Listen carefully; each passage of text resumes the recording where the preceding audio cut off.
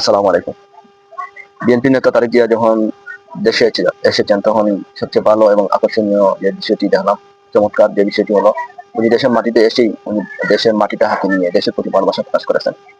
উনি ছোট্ট করে বক্তৃতা রেখেছেন, কিন্তু দুঃখজনক হলে সত্যি বিএনপির পক্ষ হয়ে যে আমরা দেখেছি এই ভারতে আনন্দবাজার পত্রিকা দিয়ে প্রকাশ করেছে, অনেক কিছু কথা বলেছে।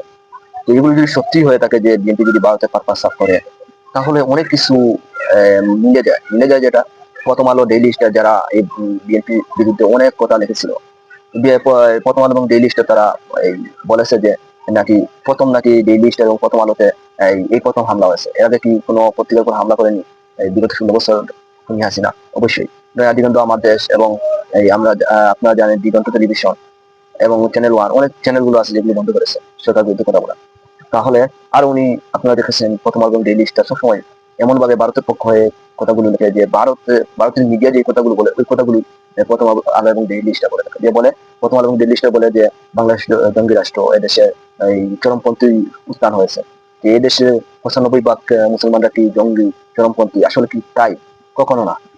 এই বিগত 16 বছর জঙ্গি নাটক যে তৈরি করেছে, জঙ্গি মঞ্চ তৈরি করেছে, এই সবগুলো হলো প্রথম আলো এবং ডেইলি স্টারের একটি ন্যারেটিভ। ওনারা ওনাদের দোষ দেখে না, দোষ দেখতে কিভাবে? নিজের দোষ কখনো কেউ দেখতে পারে? কখনো না।